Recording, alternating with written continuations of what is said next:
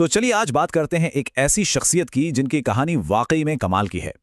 एक शर्मीले वकील से लेकर 20वीं सदी के सबसे प्रभावशाली इंसानों में से एक बनने तक का सफर। ये कहानी है मोहनदास करमचंद गांधी की, और वो कैसे महात्मा बने, आज इसी को समझेंगे।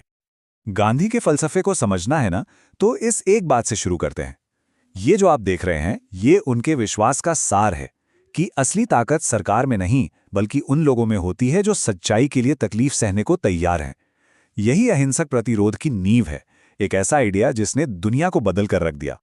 मगर महात्मा तो वो बाद में बने, पहले तो वो मोहन थे। और उनकी कहानी शुरू होती है उनके शुरुआती सालों से, जिन्होंने उस इंसान को गढ़ा जिसे दुनिया ने बाद में महात्मा के रूप में जाना।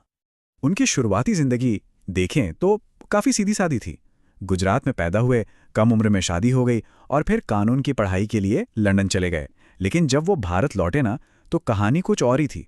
वो इतने शर्मीले थे कि कोर्ट में गवाहों से सवाल जवाब करने में भी घबराते थे। मतलब उन्हें देखकर कोई कह नहीं सकता था कि ये इंसान एक दिन दुनिया बदल देगा। और फिर आता है एक ऐसा टर्निंग पॉइंट जिसने सब कुछ, बिल्कुल सब कुछ बदल कर रख दिया। एक भारतीय व्यापारी का केस लड़ने के लिए वो 1 साल के कॉन्ट्रैक्ट पर साउथ अफ्रीका गए। ये 1 साल का काम 21 साल के ठहराव में बदल गया, जहां उन्होंने पहली बार बहुत ही गहरे नस्लीय भेदभाव का सामना किया, और यहीं से उनकी जिंदगी एक नए रास्ते पर चल पड़ी। तो साउथ अफ्रीका एक तरह से उनकी लैब बन गया, एक ऐसी जगह जहां उन्होंने अपने सबसे बड़े हथियार को तराशा और परखा। एक ऐसा हथियार जिसे दुनिया ने सत्याग्रह का नाम दिया। और वहां चुनौती बहुत बड़ी थी। भारतीयों को अपमानजनक पास लेकर चलने पर मजबूर किया जाता था। हर जगह उनके साथ भेदभाव होता था, और यही वो नाइंसाफी थी जिसने गांधी के अंदर की आंख को भड़काया और उन्हें कुछ करने पर मजबूर कर दिया। तो इस चुनौती का गांधी का जवाब था सत्याग्रह। ये सिर्फ कोई तरीका नहीं था, बल्कि एक पूरा का पूरा फलसफा था। इसका मतलब है सत्य की शक्ति या प्रेम की शक्ति। इसे पहली बार 11 सितंबर 1906 को जोहान्सबर्ग में दुनिया के सामने रखा गया, और इसने विरोध का एक बिल्कुल नया तरीका पेश किया। हाँ, और एक बात समझना बहुत जरूरी है, सत्याग्रह का मतलब पैसिव रेजिस्टेंस या निष्क्रिय प्रतिरोध बिल्कुल नहीं है। जैसा कि आप यहां देख सकते हैं, सत्याग्रह तो एक्टिव है, ये सत्य बल है। इसका मकसद दुश्मन को झुकाना नहीं, बल्कि प्यार और खुद तकलीफ सहकर उसे बदलना है। ये कोई पॉलिटिकल चाल नहीं, बल्कि जीने का एक तरीका है। तो अफ्रीका में तो तजुर्बा हो गया, वो उनकी लैब थी। अब बारी थी असली मैदान में उतरने की। 1915 में गांधी भारत लौटे, और यहां उन्होंने सत्याग्रह को आजादी की लड़ाई का सबसे बड़ा हथियार बना दिया। भारत आते ही उन्होंने बड़े बड़े अभियान शुरू किए, जैसे चंपारण और खेड़ा। यहां उन्होंने किसानों और मजदूरों को इकट्ठा किया और दिखा दिया कि कैसे बिना हथियार उठाए, सिर्फ असहयोग से ही ब्रिटिश राज की जड़ें हिलाई जा सकती हैं। इन जीतों ने उन्हें रातों रात देश का बड़ा नेता बना दिया। 240 मील ये सिर्फ एक दूरी नहीं है, ये भारत की आज़ादी की लड़ाई के सबसे यादगार पन्नों में से एक की कहानी है। जी हां, ये दूरी थी उस मशहूर नमक मार्च या दांडी मार्च की। पर सवाल ये है कि ये मार्च हुआ क्यों?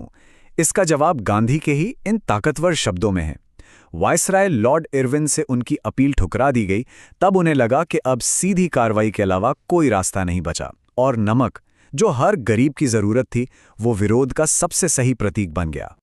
और क्या कमाल का पॉलिटिकल इवेंट था ये मार्च। 12 मार्च को शुरू हुआ, और जैसे जैसे वो आगे बढ़ते गए, हजारों लोग जुड़ते गए। एक सफेद बहती नदी जैसा मंजर था, क्योंकि सबने सफेद खादी पहनी थी। और जब 6 अप्रैल को उन्होंने दांडी में नमक कानून तोड़ा, वो एक चिंगारी थी जिसने पूरे देश में सविनय अवज्ञा की आग लगा दी। दांडी मार्च के बाद लड़ाई और तेज हो गई। अब हम आते हैं दूसरे विश्व युद्ध के दौर में, और आज़ादी के लिए आखिरी और सबसे बड़े अभियान पर, भारत छोड़ो आंदोलन।